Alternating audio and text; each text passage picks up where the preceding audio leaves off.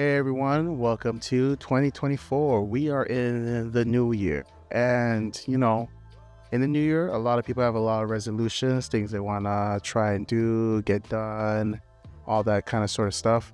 So I know that a lot of people starting new hobbies and stuff like that. So I thought I would do some sort of here's some tips from a pro photographer, like things to do, things to know when becoming a photographer in this industry that I've learned over the years. So there are some tips that I have here for anyone who is starting out. They might sound a little rough, because I'm trying not to sugarcoat anything for you guys. I'm going to be as real as possible because I feel like tips like these are helpful when you're starting out and you're trying to navigate the hobbyist world, and maybe you're trying to go pro this year instead of doing it as a hobby. I got some tips for you. Okay, so let's start out with number one on the list, which is clients are usually not your friends, family, significant other, partner, whatever you want to call it. And this is a two-pronged situation, right? This is a two-pronged situation because what I'm trying to get at is when you're starting out, most of your friends and family are not they're not going to be your clientele. So being upset that they're not interested in the field of photography of what you're doing, 9 times out of 10, sometimes it's for the better because, segueing to the next part, mixing business and pleasure is not a good thing, right? So if you're a photographer, segueing into this part, if you're a photographer and you're mixing business with pleasure, that is going to get you in hot water at some point down the line. No matter how you spew it, no matter how you spin it, it's going to get you in trouble. Make sure to separate the business, make sure to separate the pleasure. Just keep it professional. Your clients are going to be people that admire your work, that like what you do, and would like to take part in that activity with you. And sometimes those are not usually people that you're very close with. They're strangers a lot of times. Yeah, so let's get to the next part. Number 2, deposits are not spending money. Deposits are not spending money. Deposits are not spending money. I have to say that more than once because that's something I had to learn starting out. You need to make sure that whatever law that is in your country, when it comes to deposits or fees that clients have to pay, that you adhere to those laws in your country, right? So you're protected and also the client is protected as well. I've been seeing a trend lately going around when it comes to, say, like hairstylists, lash technicians, anything that has to do with beauty world. And you see girls making TikToks and being super mad about these people because they'll take a deposit, and when you're a no-show, they'll charge the card fully for whatever the basis was because they feel like you wasted my time and whatnot. Deposits are not spending money. Deposits are to make sure the person's held down and she isn't irresponsible, saying that she's committing to coming. That's what the deposit is for. I'm here, I'm committed to coming. And then also is to say, if I do not show up, this half of the money is for wasting your time. That's what a deposit is for if they do not show up. Now, in some cases, in some laws around the world, depending on what country you're from, like here, I'm in Canada, I'm in Toronto, and the law is, I think it is a 7-day grace period, where once you send person money, that you can basically get back your money within 7 business days. And also there is another part of that, which is like if you as a business owner, small business owner, big business owner, doesn't matter. If you have some kind of special or something like that, and your client, right, feels some sort of distress or something like they have to book, or you're making them feel like this is urgency. Sorry, I'm sick. Making them feel like there's some urgency to this.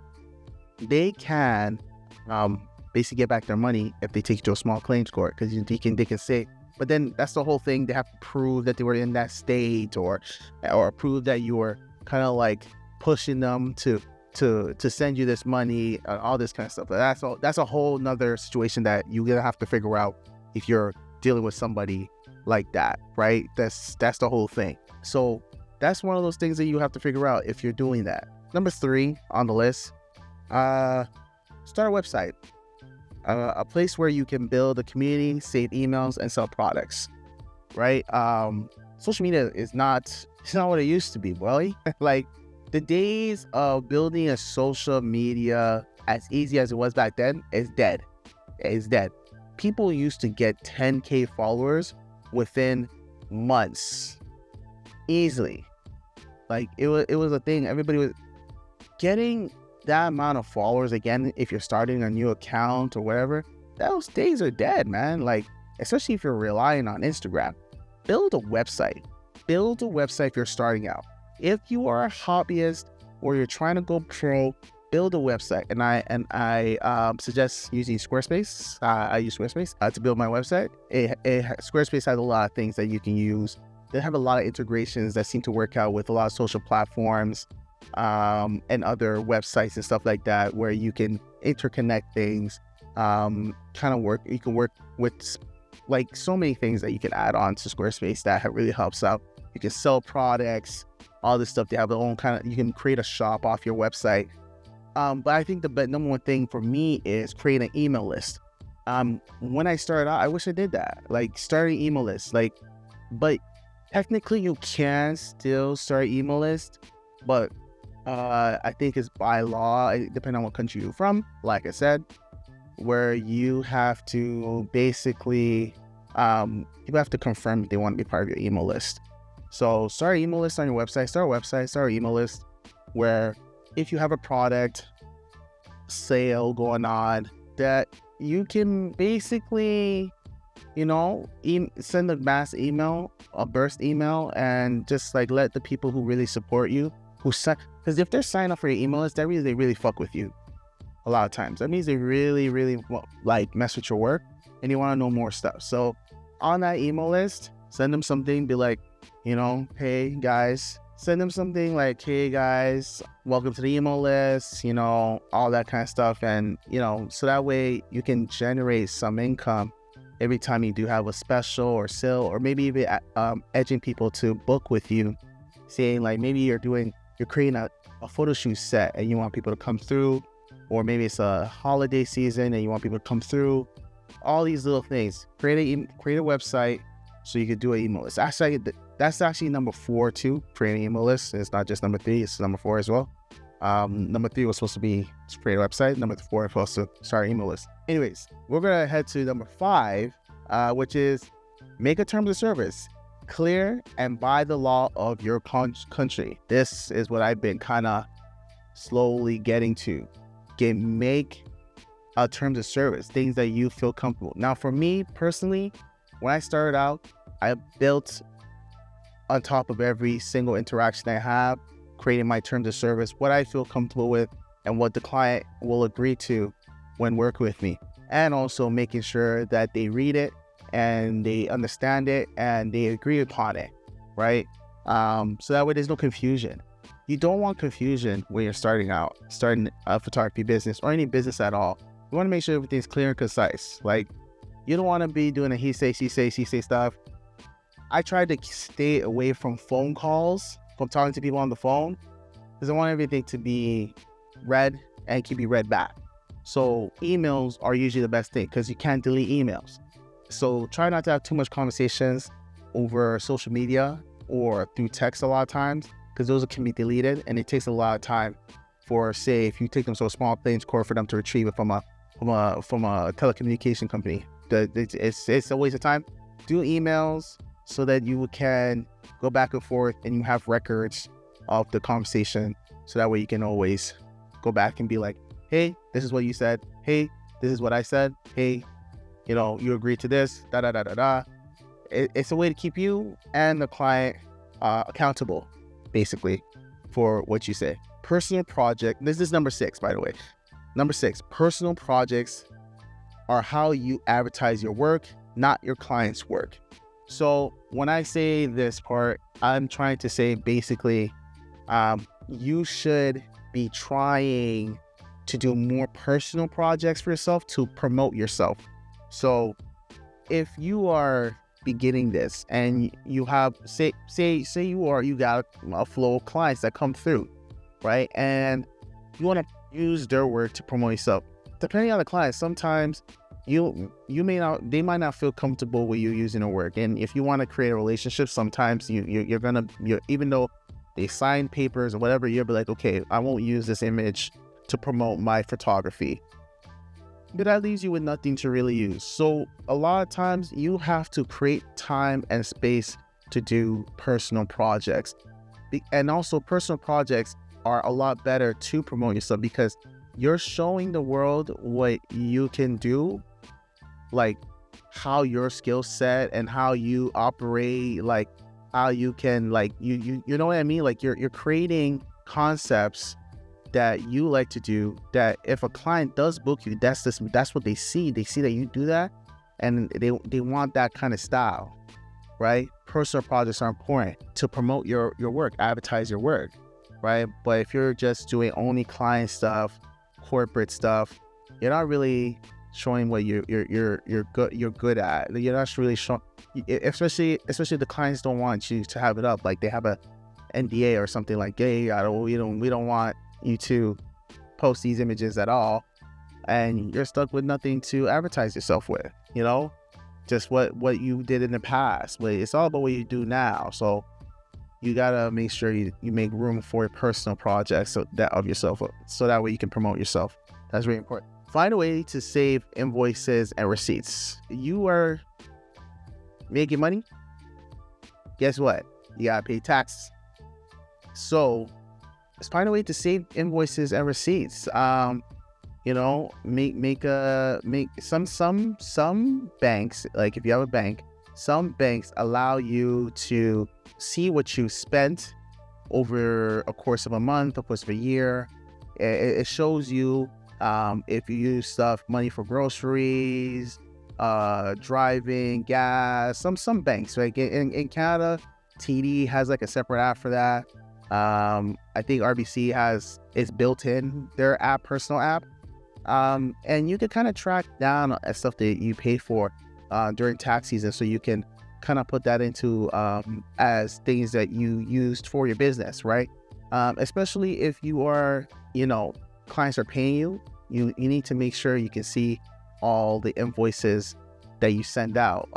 If you don't know how to create an invoice, there's websites, companies like QuickBooks that can help you create invoices to send to clients, so you can send. I think you can even send invoices through your bank to people's emails, just so you can have a clear understanding. And when you get sometimes, for me personally, I do e-transfers, and here in Canada, we have e-transfers. I know some people outside of the country don't do e-transfer. They don't know what Interact is. They have something like, I forget the name of what they use in the States. I can't remember. But yeah, everybody has different email service money transfers in their country, right? So here in Canada, we do Interact, which allows us to do e-transfers, allows you to send money over to other people's bank accounts. Some people use PayPal. That's a very international one. So you could kind of track how much money you're getting and who for. The invoices help you kind of figure out what you charge them for and stuff like that. What's the total? So that way, when you do bring it to whoever's doing your taxes, they can kind of like figure out everything and do your taxes for you and make sure that, you're playing by the rules of your country. Because that is important, tax season is important. And sometimes you get this benefits for filing your taxes, at least here in Canada, where you may be owed money by the government and stuff like that. So, or programs that the government has for small businesses. So, but because you're filing your taxes, they'll know that, oh, this is how much money you're making, so forth and so forth, to help you get extra money for your small business. Yeah, that's an important part of starting a business. We're going to, that was actually that was actually part 8. So 7 and 8 are kind of the same. We're register your business, part number 8 is register your business, and it gives you perks. So make sure you register your business. Here in Canada, like I said, if you start a business, you get a business number. And you sometimes on those websites, they say, oh, perks of small businesses, or they have programs to give you loans or grants and stuff like that you can apply for your business, So it's important to, be knowledgeable about that as a business. Or sometimes you can even hire somebody who's like a money manager or stuff like that, who would know these kind of things, that can kind of help you apply for a lot of these grants and businesses and all that kind of stuff. So it's important to understand that part as you are becoming a creator, right? Number 9, get familiar with your copyright law in your country. Now, like I said before, when building your business as a photographer, copyright is important because you need to protect your images. If somebody steals your images from online and uses them for some kind of advertisement, and it has your whole footprint all over it, you can sue them, make sure that your image is protected, your name's protected, and you're not being taken advantage of by people who book you and say like, oh, these are images, blah, blah, blah. Like here in Canada, if you take a picture with your iPhone or whatever of somebody or anybody, you hold all the rights to that image. They can't tell you what to do with that image. That is literally the law. Of course, there is little things here and there that you can't do per se. I think I've done a video on this. Like if the person you take a picture of is a child, or it's child porn, or it's anything to do that's kind of derogatory in a sense, like, yeah, you won't be able to win that in court. Yeah, you're not going to win that battle. But if it's just something that people are uncomfortable with and stuff like that, it depends on you as a photographer. If you feel like you want to continue working with this person, and you'd be like, okay, well, I'm not going to use this in my portfolio or post it at all, but just to let you know in the future, this can't happen again, right? And that's it. That's really all it is. Sometimes it's not worth fighting the battle. It's not worth fighting the battle. Just say, all right, it's your pictures. Do as you wish. It's yours. Let's see. Number 10. Yeah, that was actually part of number 10. Your clients do not know the laws of engagement when it comes to copyright. So educate them. It's not hard. It's part of your business. If you're the one handling the emails, you're the one handling all that stuff, you are responsible for customer service, customer care. You are supposed to make sure they're knowledgeable about what they're getting into. Now, when you sign a contract anywhere, when you go buy a new phone or you start a new service, internet service, they speed past what you're supposed to know. But this is a personal one-on-one. You're trying to create relationships here, right? You're trying to make sure these people come back. So you try to educate them, make sure they're knowledgeable about what's going on, so then that way you can, nip it in the butt if they don't know, they say some crazy shit, or you know what I mean? This is why I say emails are important, so that way you can always go back and make sure you're accountable, they're accountable, and whatnot. But yeah, those are the 10 things I think that I believe you need to know when you're starting out as a photographer, and especially in this new year. If you're doing it as if you're becoming a hobbyist for the first time as a photographer, or you're trying to go pro, these things are still all applicable to you, especially whatever country you're from, right? So yeah, thanks for watching. Happy New Year. If you are interested in some products, I have wallpapers on my website. Like I said, I fuck with Squarespace. I got prints on my website if you want to support me as well. If you're a model in my city, Toronto, or if you're coming to Toronto and you're looking to book, hop on my website. I have a membership area. If you are a person looking to have milestones, or your local business are looking to have consistent photography, I have a membership area where you can sign up and you can basically get the most affordable packages that I have to offer Also, in that membership area, I will be adding something else to it, which will be like tutorials for retouching or even photography themselves. So I'm gonna put that in the membership area for those who are not looking to do photo shoots, but they're looking for something else, right? To learn from what I do. So look out for that. And if you have any further questions, just email me. Leave a comment below. Make sure you like the video if it helped you out. Yeah, I'll see you guys in the next one. More behind the scenes photo shoots to come in the new year. So yeah, Happy New Year, everyone.